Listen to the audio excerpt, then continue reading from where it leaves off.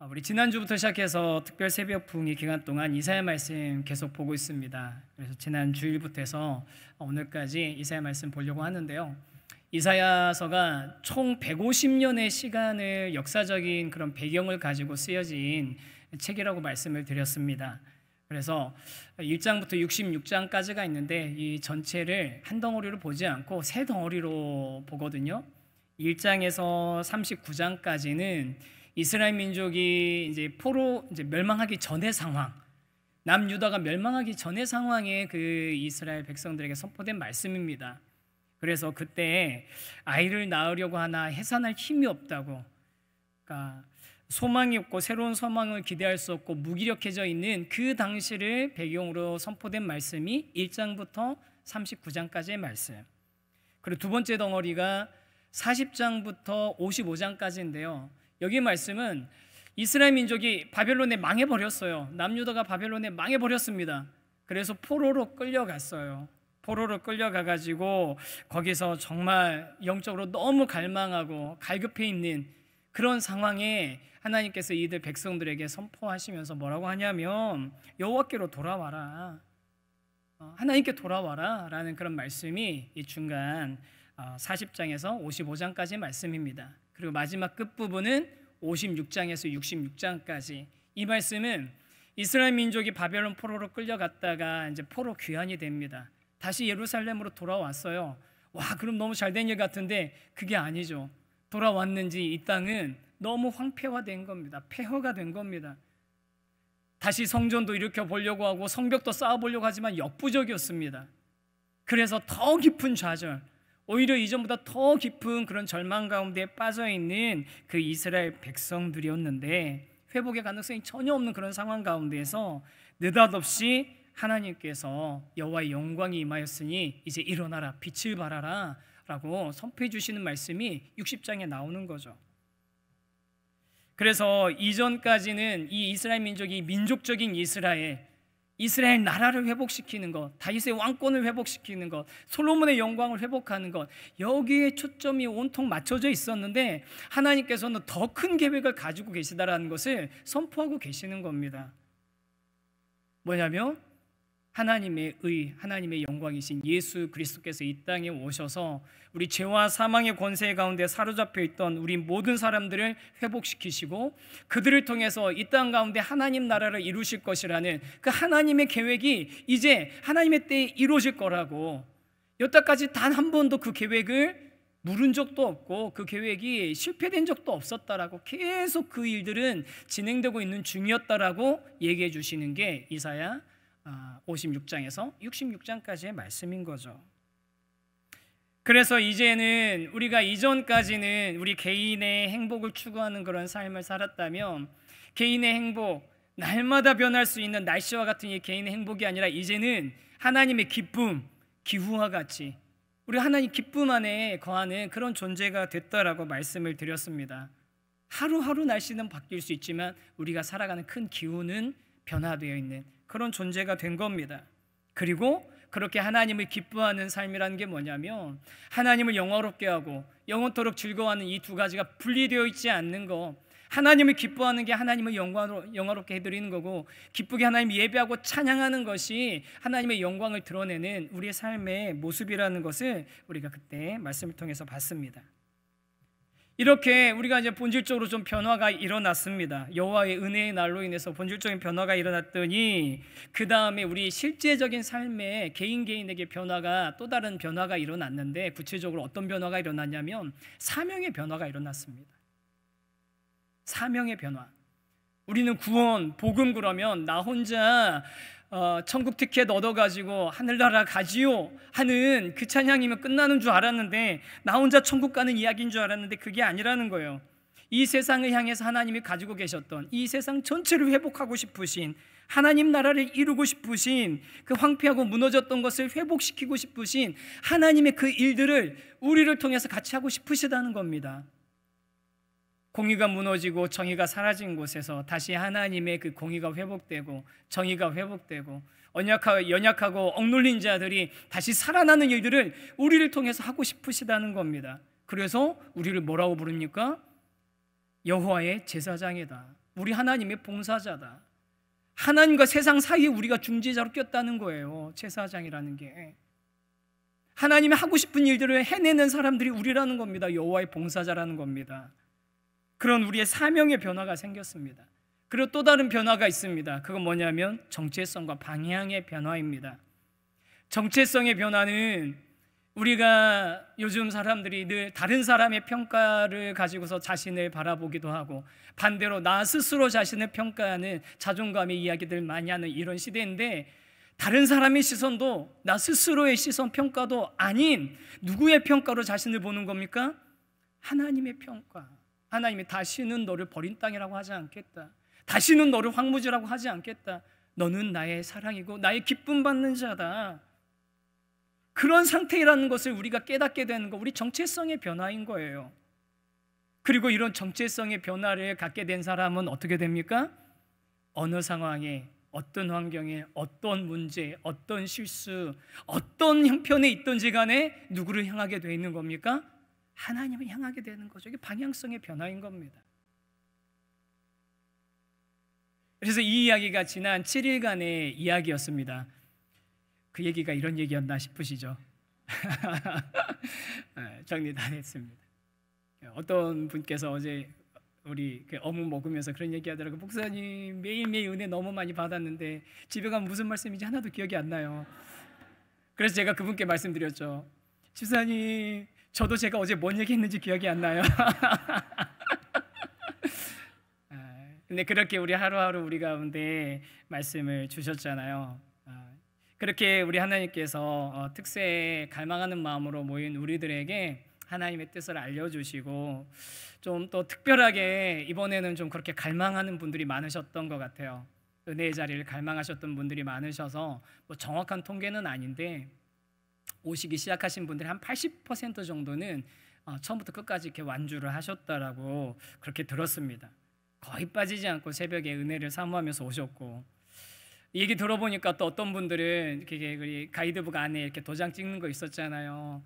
어린 소녀처럼 기뻐하시면서 오셔서 이거 뭐 어렸을 때 생각난다고 너무 기쁘다고 빨리 도장 찍어주라고 이렇게 도장 찍는 거 너무너무 즐거워하신 분도 계셨고, 또 어떤 분은 우리가 아침에 일찍 학교 위에서 이제 자리를 비켜줘야 되니까 묵상하고 기도할 시간이 좀 적을 것 같아서 일부러 일찍 한 2시간 일찍 먼저 일어나셔서 말씀 묵상도 하시고 개인 기도도 충분히 하시고 집회 오셨다는 분도 있으시더라고요. 저 되게 감동이 됐습니다.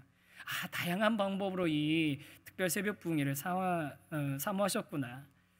그러면서 막 이제 우리 어제 어묵 먹으면서 어묵 못 드신 분들 배 아프시라고 해서 어묵 얘기하는 거예요. 너무 맛있었는데 막 얘기하는데 몇 분이 또 그러시는 거예요. 일주일은 너무 짧았다고. 제가 그래가지고 제가 뭐 이렇게 많은 이렇게 답을 못 해드렸는데 아마 제 표정으로 다 답을 드리긴 했을 것 같아요. 지금 이번 특세는 작년보다 너무 힘든 거예요. 좀 힘들었거든요. 작년보다. 왜 이렇게 힘들지? 작년에도 했던 특세인데 생각해 보니까 작년엔 월요일 하루를 안 한 거예요. 하루 차이가 엄청 크더라고요. 그런데 일주일이 짧다뇨. 은혜를 사모하셨으니까 그 기쁨을 하신 말씀인 것 같아서 제가 너무 좋았습니다. 감사한 일이었습니다. 특별 새벽 부흥의 말 그대로 부흥의 시간입니다. 여러분, 우리 교회는 성도의 수가 많아지는 거나 교세가 커지는 걸 부흥이라고 하지 않습니다. 전에 말씀드린 얘기예요. 진짜 부흥은 뭡니까? 우리 마음이 새로워지는 겁니다. 말씀 가운데, 찬양 가운데, 기도 가운데 우리 마음이 새로워지는 거, 그런 부흥. 우리 사랑하는 우리 귀한 성도님들, 그런 심령의 부흥이 계속 이어지게 되기를 주님의 이름으로 축원합니다. 일상으로 돌아왔지만 하나님의 꿈이 우리의 비전이 되는 그런 심령의 부흥을 사모하면서 계속 주님 앞에 나가시는 저와 여러분, 그리고 우리 세우신 교회 되기를 주님의 이름으로 간절히 소망합니다. 이사야 말씀 오늘까지 이제 보려고 하는데요.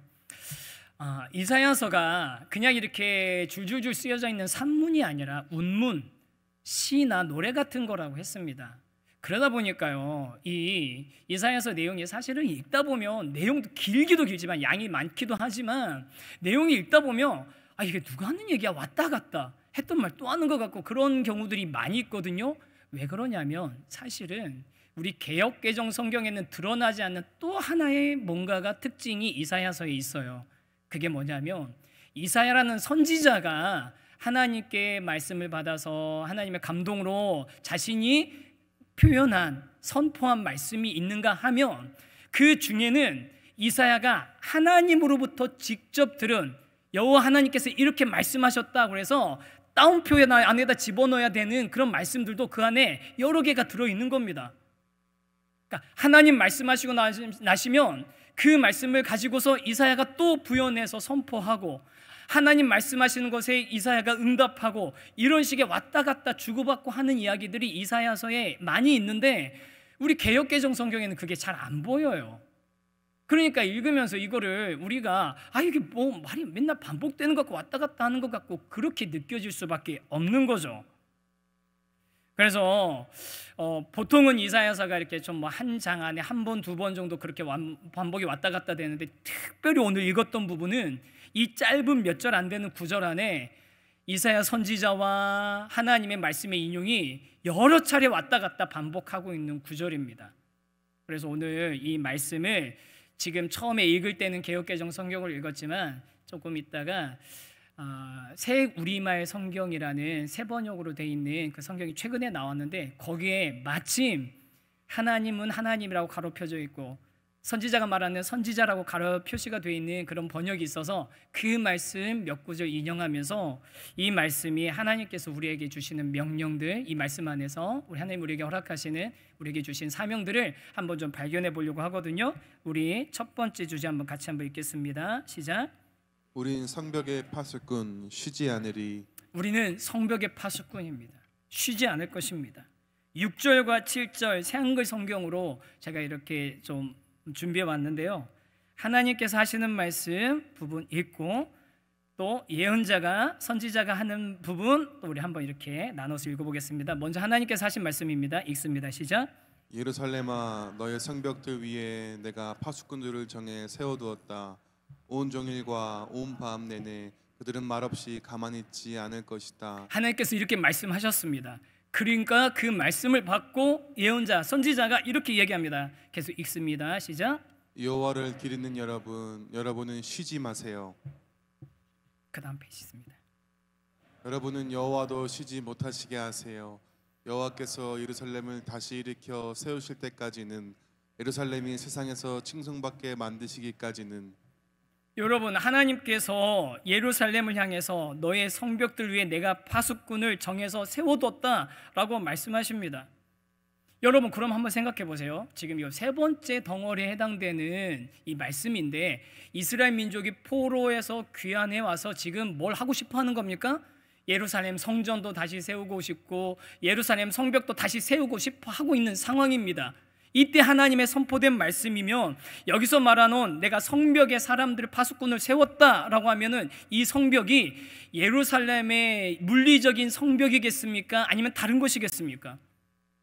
영적인 성벽입니다. 영적인 예루살렘, 새로운 예루살렘, 하나님께서 세우실 새로운 예루살렘의 성벽에 너희를 파수꾼으로 세우겠다라고 말씀하시는 겁니다. 하나님께서는 물리적인 땅에 있는 예루살렘 성전을 다시 회복시키는 것 그 이상의 꿈을 가지고 계시다고 계획을 가지고 계시다고 말씀드렸잖아요. 그 새로운 예루살렘을 세우실 것인데 세워가고 계신데 이미 그것이 그 하나님 나라가 새로운 예루살렘이 세워지는 일이 시작됐는데 그 성벽을 지키는 파수꾼들을 세웠다라고요. 그럼 그 파수꾼이 누구겠습니까? 그 옛날에 살았던 이스라엘 민족이겠습니까? 아니면 예수 그리스도를 믿음으로 말미암아 구원받고 이 땅에서 하나님의 나라를 세워가는 사명을 받은 저와 여러분이겠습니까? 당연히 후자죠. 성도 여러분, 저와 여러분은 하나님의 나라가 이 땅에 임하시기까지 이 땅 가운데서 그분의 나라를 위해서 세움받은 성벽의 파수꾼인 줄 믿습니다. 저 여러분 성벽의 파수꾼입니다. 여러분 성벽의 파수꾼이라면 파수꾼의 역할 분명하지 않습니까? 이 하나님 나라가 건설되어지고 세워져 나가는 것들을 방해하는 사람들, 호시탐탐 그 하나님 나라의 백성들을 공격하려는 그런 시도를 가지고 있는 악한 침략자들, 그들로부터 성도들을, 성을, 하나님 나라를 지키는 사명을 우리가 갖고 있는 거예요. 적들이 공격해 오는 것을 우리가 알고 경계하고 알리고 지켜야 되는 사명을 가지고 있다는 거죠.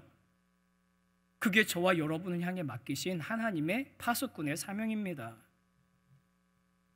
여러분, 우리나라 이미 이단들의 천국이 돼버렸습니다. 뭐 JMS, 신천지, 요즘은 또 통일교가 많이 거론되고 있잖아요. 여러분, 요즘 신천지들이요, 자기들이 신천지라는 거 드러내놓고 포교 활동해요. 지하철역이나 이런 데 사람 많이 있는 데 가는데 보면은 나와서 뭔가 포교 활동하는 사람들은 다 이단들입니다. 다 이단들이에요.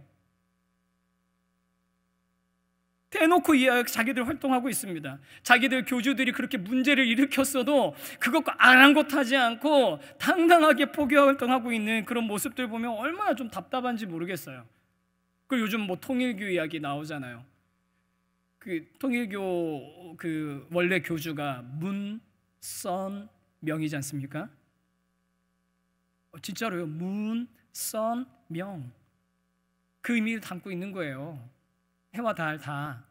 근데 그분 안 돌아가실 줄 알았는데 돌아가시고 나니까 그 엄청난 그 안에서 혼란이 있었죠. 그 아내분하고 아들 셋이 있었는데 서로 다 싸워가지고 아들들 뭐 각자 또 뭐 새로 종교 만들고 막 그렇게 했는데 결국은 아내분이, 그분이 5번째 아내로 제가 알고 있거든요.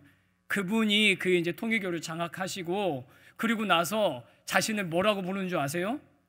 독생녀래요. 독생녀. 뭐하고 동급으로 만드신 겁니까? 독생자 예수 그리스도하고 동급으로 만드신 거예요.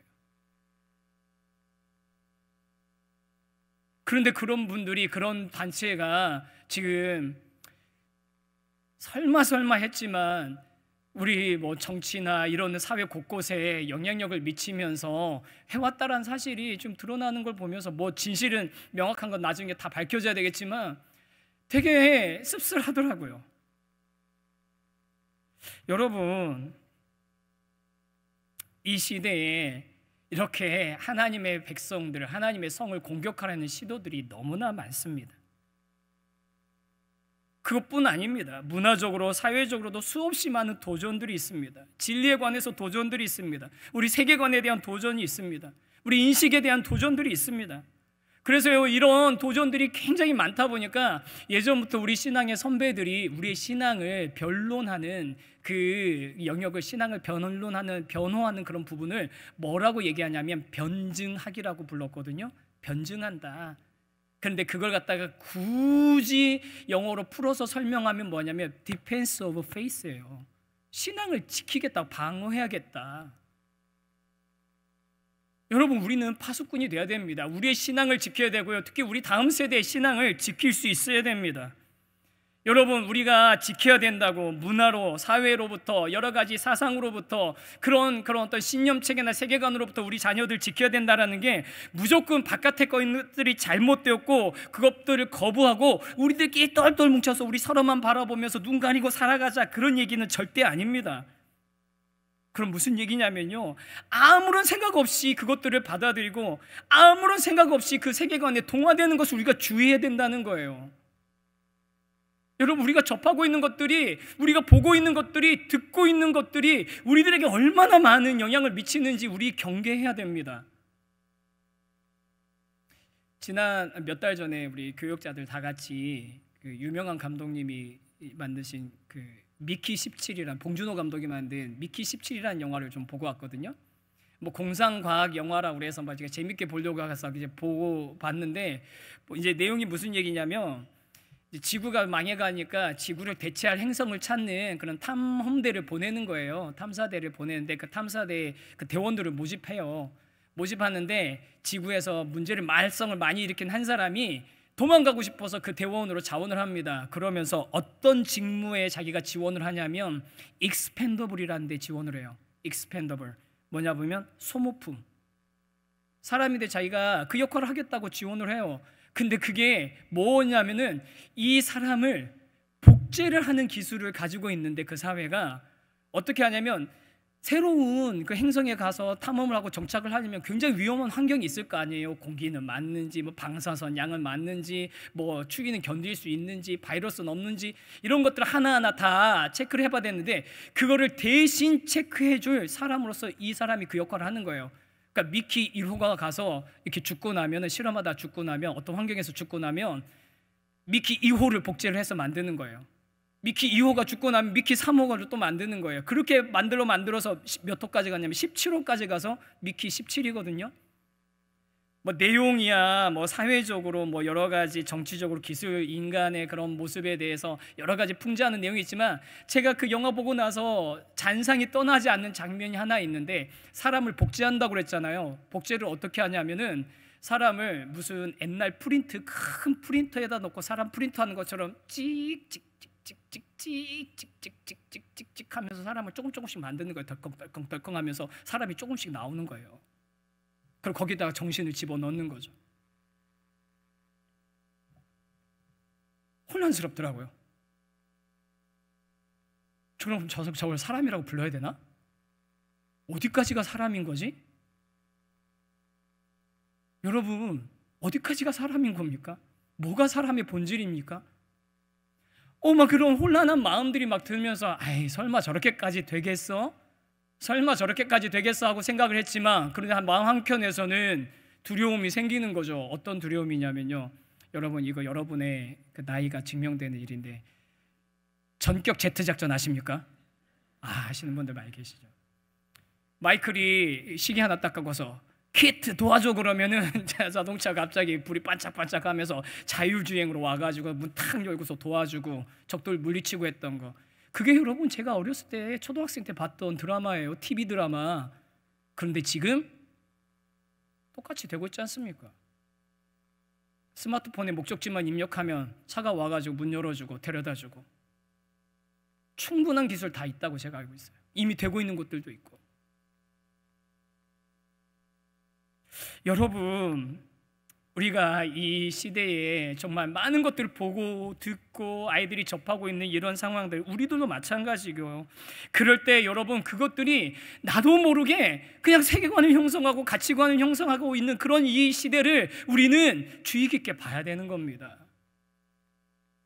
특별히 다음 세대들이 바른 가치관과 세계관을 지니지 못한 채 무작정 문화를 소비하고 있는 그런 모습들, 위태위태한 거예요. 여러분 아이돌들이 부르는 노래 가사 한번 자세하게 한번 봐보세요. 저는 안 들리거든요. 가사가 뭐라고 하는지 안 들려요. 그런데 자세히 놓고서 보면 정말 이거 애들이, 초등학생들이 부르면 안 되는 노래들이 얼마나 많은지 몰라요. 무조건 막자는 얘기가 아닙니다. 하지만 바른 분별력을 가질 수 있도록 도와주는 것 분명히 필요합니다. 저는 그냥 개인적으로 다른 나라에서 이미 시행되고 있는 청소년들에게 SNS 사용하지 못하게 하고, 또 어떤 나라는 뭐 스마트폰 사용하지, 일정한 나이 되기 전까지는 스마트폰 사용하지 못하게 되는 거, 우리나라도 법적으로 좀 그렇게 됐으면 좋겠어요. 여러분, 운전면허도 똑같잖아요. 너무나 편리한 문명의 그 장치지만 그걸 잘못 운전하면 사람을 죽일 수 있는 흉기가 될 수 있기 때문에 나이 제한을 두는 거 아닙니까? 좀 그렇게 했으면 좋겠어요. 고민입니다.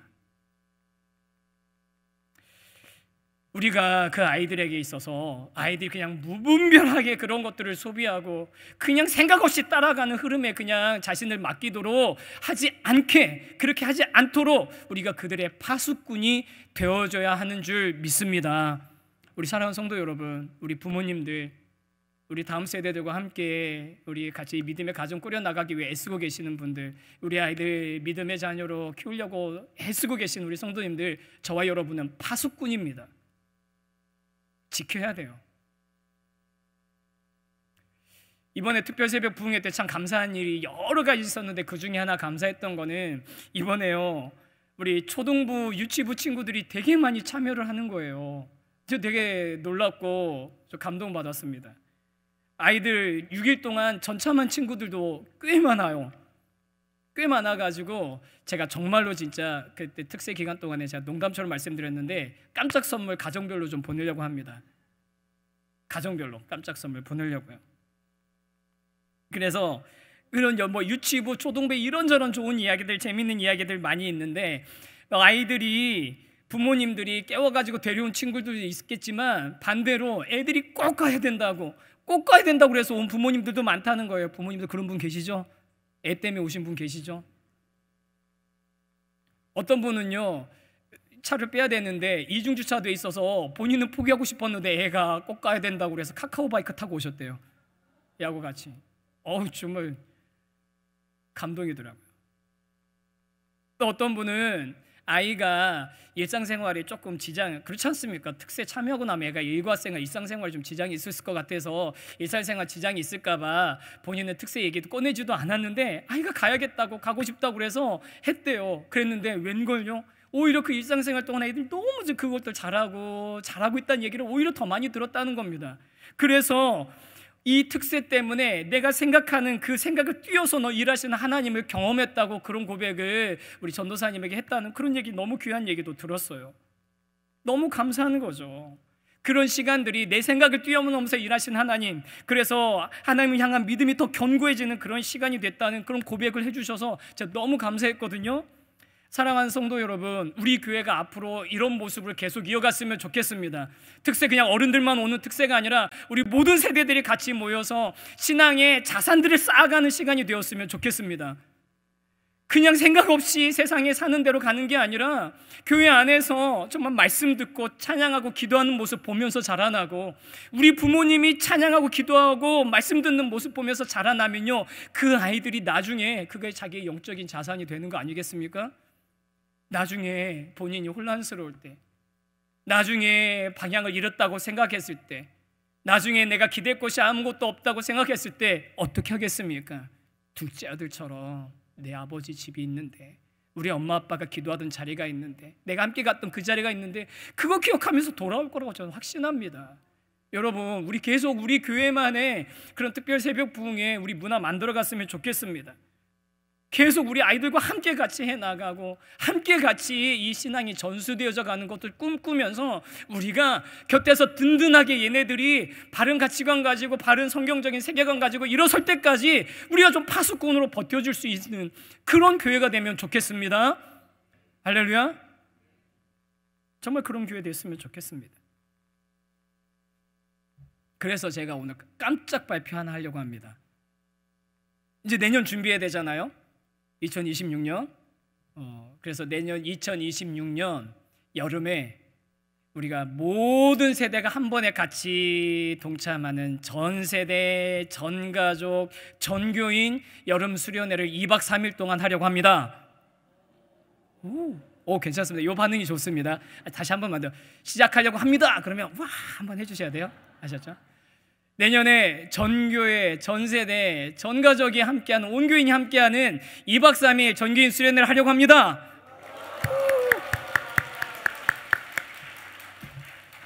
우리 개척하고 나서는 지금까지 그냥 각 부서들이 따로 해왔잖아요. 너무 귀한 시간들이었지만 여러분, 이번에 우리 다 같이 모여서 지금 할 수 있을 것 같아요. 지금 하면 될 것 같아요. 우리 같이 모여가지고 서로 함께 우리 가족별로, 다락방별로, 세대별로 따로 또 같이 함께 어우러지는 그런 2박 3일 수련회를 하려고 하거든요. 날짜도 정했습니다. 여러분 스마트폰 꺼내서 빨리 날짜 적으세요. 8월 15일, 16일, 17일입니다. 15일이 토요일이에요. 16일이 주일이에요. 17일이 대체 공휴일이에요. 여러분들 휴가 안 쓰셔도 돼요. 우리 날 엄청 잘 받았습니다. 날 받았다고 하니까 혹시 어디 가서 뭐 물어보고 온 줄 아는데 그런 거 아니고요. 날 달력 잘 보고 저희가 날짜 정했습니다. 여러분 휴가 따로 쓰지 않으셔도 돼요. 여러분 휴가 따로 쓰지 말고 15, 16, 17일 2박 3일 우리가 다 같이 함께하면 좋겠습니다. 수영장도 2개 있고요. 수영장도 2개 있고 바다도 바로 가까이 있고 리조트 방들도 넉넉하게 있는 그런 곳으로 갈 거거든요. 여러분 기대하는 마음만 잘 가져주시고요. 뭐 해외여행 6개월 전부터 준비하신다면서요. 이제 그 기간에는 이제는 그 예약하시면 안 됩니다. 아셨죠? 제가 다 말씀드렸는데 그 기간에 어쩔 수 없이 예약했다고 그러시는 거 없어요. 15, 16, 17은 우리 함께 보내는 겁니다. 그때 다른 데 가시면 배신이에요. 그거 안 돼요, 진짜. 우리 함께 같이 우리 교제하면 좋겠습니다. 제가 이런 얘기 했더니 순장님들하고 먼저 조금 공유를 했거든요. 순장님들 중에 머리 아파, 야, 그 많은 식구가 가서 어떻게 먹고 자고, 야, 그걸 어떻게 고민하시는 분들 지금 여기도 계시죠? 여러분이 준비팀에 들어오시면 됩니다. 그럼 여러분이 그 문제를 해결하실 수 있어요. 그 문제는 바로 여러분이 해결할 수 있는 문제입니다. 우리 그렇게 함께 같이 어우러져서 함께 정말 영적인 추억 한번 만들었으면 좋겠어요. 그래서 저는 꿈꿉니다. 우리 아이들이 기억하는 거예요. 나 어렸을 때 너무 재밌었어. 교회 좋았어. 우리 그런 것도 했었어. 여러분, 그게 신앙의 자산이 되는 겁니다. 보이지 않는 자산인 겁니다. 우리 그렇게 아이들이 우리 특히 다음 세대들이 건강하게 잘 자랄 수 있도록 우리 먼저 믿은 저와 여러분이 신앙의 파수꾼의 역할 감당해내는 그런 교회 되기를 간절히 소망합니다. 하나님께서 쉬지 않으십니다. 그러니 우리도 쉬지 않고 달려나가면 좋겠습니다. 이 일은 끝나지 않을 겁니다. 언제까지 끝나지 않습니까? 주님 다시 오실 때까지 끝나지 않는 일이에요. 여러분, 끊임없이 앞으로 나가야 되는 겁니다. 이게 무슨 맨날 교회 불러 모아놓고 교회 일시키자는 게 아니에요. 여러분, 정말 신앙생활은요, 끊임없이 앞을 보며 달려나가야 되지, 그렇지 않으면 순식간에 미끄러지는 거예요. 19세기 후반에 영국에서 내리막길 논쟁이라는 큰 그런 이름 붙은 그런 논쟁이 있었습니다. 이게 뭐냐면 찰스 스펄전 목사님이라고 우리가 되게 존경하는, 특히 목사님들이 존경하는 설교의 대가가 계시거든요. 이 목사님이 영국 교회, 당시 교회를 향해서, 자기 속한 침례 교단을 향해서 일침을 가한 거예요. 뭐냐면 당시 교회들이 그 자유주의 신학도 들어오고, 그 다음에 교회가 복음 말고는 인본주의 같은 것들을 막 이야기하고 그런 막 문화가 교회 안에 있다 보니까 이 스펄전 목사님이 경고를 한 겁니다. 뭐라고 하냐면, 지금 우리는 목이 부러질 것 같은 속도로 언덕길을 내려달리고 있는 중이다. 정신 차려야 된다. 목이 뒤로 꺾여질 정도로 그렇게 우리 거칠은 내리막길로 지금 내려가고 있는 중이다. 정신 차려야 된다라고 경고를 했어요. 그랬더니 여러분, 그 교단에 있는 사람들이 기분이 나빴겠죠. 무슨 소리 하면서 막 이제 신문으로 기고를 올리고 논쟁이 왔다 갔다 했는데 결국은 어디가 이겼을까요? 목사님이 이겼을 것 같습니까? 교단이 이겼을 것 같습니까? 교단이 이기죠. 교단이 목사님을 제명인가 하여간 해고 치료를 해버려요. 그런데 여러분, 역사적으로는 어떻게 됐습니까? 20년, 30년도 지나지 않아서 영국 교회는 정말로 눈에 보이게 쇠퇴해버립니다. 영향력이 없어져 버려요. 그렇게 아름답게 지어놨던 교회들이 술집으로 바로 팔려나갑니다. 그런 일들이 실제로 영국 교회에 일어난 거예요. 여러분, 신앙생활은 가만히 있는 거 없습니다. 계속 우리가 쉬지 않고 주님께서 원하시고 주님께서 기뻐하시는 방향을 향해서 나가지 않으면 미끄러지는 거예요. 우리는 파수꾼입니다. 이 파수꾼의 사명 가지고 우리 그날을 향해서 쉬지 않고 앞으로 나아가는 저와 여러분이, 그리고 또 서로 함께 격려하면서 함께 가는 그런 우리 교회가 되기를 간절히 소망합니다. 그런 교회가 그러면 해야 될 사명 두 번째 게 있습니다. 한번 같이 읽겠습니다. 시작. 성문 밖으로 나아가라. 백성의 길을 닦아라. 성문 밖으로 나아가라. 백성의 길을 닦아라. 10절 말씀, 이것도 새한국의 성경입니다. 이 부분은 하나님께서 하신 말씀을 한 건데요. 이게 한 줄씩 읽으시면 좋습니다. 한 줄씩 읽겠습니다. 시작. 너희는 나아가라. 성문들을 거쳐 닦아라. 백성의 길을 도두어라 큰 길을 치워버려라 돌을 들어올려라 깃발을 백성들 위로. 하나님께서 이야기하는 거예요. 하나님의 백성들에게 나아가라. 성문을 거쳐서 나아가라. 닦아라. 백성들의 길을 도두어라. 큰 길을 만들어라. 치워버려라. 돌을, 그 길을 가로막고 있는 돌을 치워버려라. 들어올려라 깃발을. 여기 하나님이 계시다라고, 이곳으로 모이면 된다고 깃발을 들어올려라. 여러분, 이 얘기가 무슨 얘기입니까? 아까 우리가 성벽의 파수꾼이라고 한 얘기가 좋아, 우리들끼리만 안전하면 돼, 우리만 지키면 돼, 우리 자녀만 지키면 돼 하면서 이렇게 우리끼리만 지키고 보존하고 똘똘 뭉차고 이대로 천국 가자는 얘기가 아니라는 거예요. 이 성문 밖에 있는 진짜 기쁨을 누리지 못하는, 진짜 평안함을 찾지 못한 그 백성들이 이 성 안으로 들어올 수 있도록 성문을 열고 그들을 찾아 나가라는 겁니다. 그리고 그들이 들어올 수 있도록 길을 만들라는 겁니다. 그들이 오는 길을 넓게 만들어 놓으라는 겁니다. 그 길을 가로막고 있는 돌들을 없애버리라는 겁니다. 장애물들을.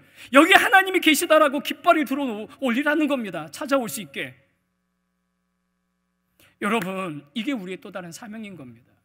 파수꾼으로 성을 지킨다는 게 우리 안에서 우리만 잘 지킨다는 게 아니라 바깥에 있는 이들을 이 성 안으로 들어올 수 있게 만들어주는 거예요.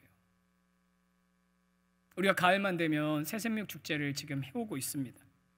우리 주변에 하나님의 은혜와 사랑이 필요한 사람들을 초청하고 그들에게 예수 그리스도의 복음도 전하고 사랑도 전하려고 합니다.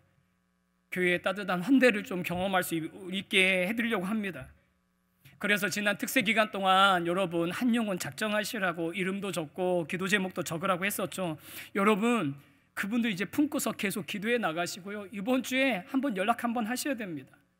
이제 나가시다 보면 현관에 우리 새생명 축제 때 여러분 쓸 수 있는 엽서도 좀 준비해 놨고, 그 다음에 전도로 쓸 수 있는 사형리 같은 거 조그만 책자도 준비해 놨고, 그 다음에 추천하는 책들도 놔뒀어요. 그 중에 한 권은 지난번에 특세 때 소개해드렸던 신앙 사춘기라고, 지금 신앙 사춘기 겪고 있는 분들, 하나님은 좋은데 하나님은 믿는데 교회는 싫어했던 분들에게 추천할 만한 책도 있거든요. 여러분 그런 분들에게 초청해야 됩니다. 그분들을 위해서 문을 열어줘야 됩니다. 그분들이 올 수 있는 길을 만들어줘야 됩니다. 가로막고 있는 돌을 치워야 됩니다. 그들은 주님이 필요한 사람들이에요. 성 안으로 들어와야 되는 사람들인 거예요. 그동안 마음속에 복음은 전해야지 예수 믿었으면 좋겠다고 마음먹었던 분들 다 있으시죠?